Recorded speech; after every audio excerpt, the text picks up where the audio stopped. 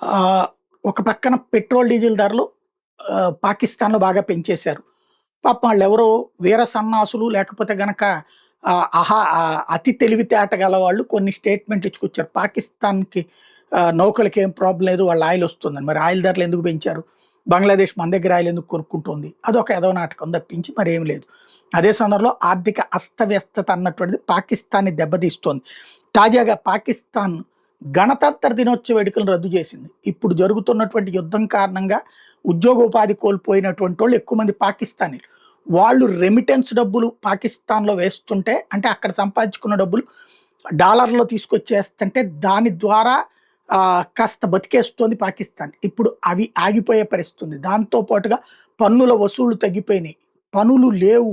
యుద్ధ వాతావరణం కారణంగా ఎక్కువ సఫర్ అవుతున్నటువంటి దేశాల్లో పాకిస్తాన్ కూడా ఒకటి. దాంతో మన రిపబ్లిక్ డే టైప్‌లో వాళ్ళది మార్చిలో జరిగేటువంటి రిపబ్లిక్ డే వేడుకల్ని రద్దు చేసుకుంటున్నట్టు ప్రకటించారు.